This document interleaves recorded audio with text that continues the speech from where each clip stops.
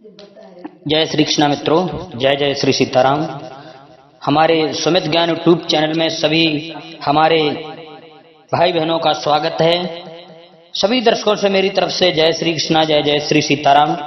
आज हम आप लोगों के समक्ष बताने के लिए जा रहा हूं कि माता भक्ति से बाबा देवर्षि नारद की कहां भेंट हुई, कैसे भेंट हुई।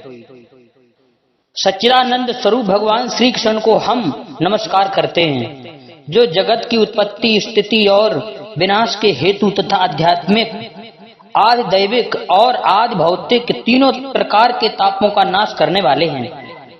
जिस समय श्री सुखदेव जी का यज्ञोप भी संस्कार भी नहीं हुआ था तथा लौकिक वैदिक कर्मों के अनुष्ठान का अवसर भी नहीं आया था, तभी उन्हें अकेले ही संन्यास लेने के लिए घर से जाते देखकर उनके पिता व्यास जी विरह से कातर होकर वो पुकारने लगे, बेटा बेटा तुम कहाँ जा रहे हो। उस समय वृक्षों ने तन में होने के कारण श्री सुखदेव जी की ओर से उत्तर दिया था, ऐसे सर्वभूत हृदय स्वरूप श्री सुखदेव मुनि को मैं नमस्कार करता हूँ।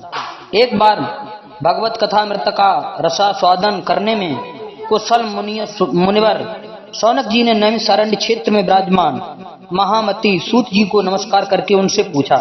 सौनक जी बोले, सूत जी, आपका ज्ञान अज्ञानांधकार को नष्ट करने के लिए करोड़ों सूर्य के समान है।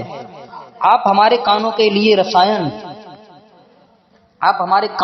रसायन अमृत स्वरूप सारग भरित कथा कहिए।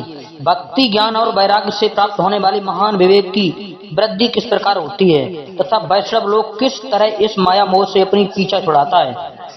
इस घोर कलिकाल में जीव प्रिय आसुरी स्वभाव के हो गए हैं। विविध कलेशों से आक्रांत इन जीवों को शुद्ध दैवी शक्तिमान बनाने का सर्वश्रेष्ठ उपाय क्या है। सूत जी, आप हमें कोई ऐसा शाश्वत साधन बताइए जो सबसे अधिक कल्याणकारी तथा पवित्र करने वालों में भी पवित्र हो तथा जो भगवान श्री कृष्ण की प्राप्ति करा दे। चिंतामणि के केवल लौकिक सुख दे सकती है और कल्प वृक्ष अधिक से अधिक स्वर्गीय संपत्ति दे सकता है, परंतु गुरुदेव प्रसन्न होकर भगवान का योग दुर्लभ नित्य वैकुंठ धाम दे देते हैं। सूत जी ने कहा, सौनक जी, तुम्हारे हृदय में भगवान का प्रेम है, इसलिए मैं विचार कर तुम्हें संपूर्ण सिद्धांतों का निष्कर्ष सुनाता हूँ, जो जन्म मृत्यु के भय का नाश कर देता है, जो भक्ति के प्रभाव को बढ़ाता है और भगवान श्री कृष्ण की प्रसन्नता का प्रधान कारण है। मैं तुम्हें वह साधन बताता हूँ, उसे सावधान होकर सुने। श्री सुखदेव जी ने कलयुग में जीवों के कलाल रूपी सर्प के मुख का ग्रास होने के त्रास का आत्यांतिक नाश करने के लिए श्रीमद् भागवत शास्त्र का प्रवचन किया। मन की शुद्धि के लिए इससे बढ़कर कोई साधन नहीं है। जब मनुष्य के जन्म जन्मांतर का पुण्य उदय होता है, तभी उसे इस भागवत शास्त्र की प्राप्ति होती है। जब सुखदेव जी राजा परीक्षित को यह कथा सुनाने के लिए सभा में विराजमान हुए, तब देवता लोग उनके पास अमृत का कलश लेकर आए। देवता अपना काम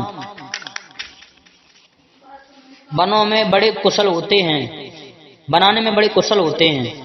अतः यहाँ भी सबने सुखदेव मुनि को नमस्कार करके कहा, आप यह अमृत लेकर बदले में हमें कथामृत का दान कीजिए। इस प्रकार परस्पर विनय में अदला बदली हो जाने पर राजा परीक्षित अमृत का पान करें और हम सब श्रीमद् भागवत स्वरूप अमृत का पान करेंगे। इस संसार में कहाँ कांच और कहाँ महामूल्य मणि तथा कहाँ सुधा और कहाँ कथा।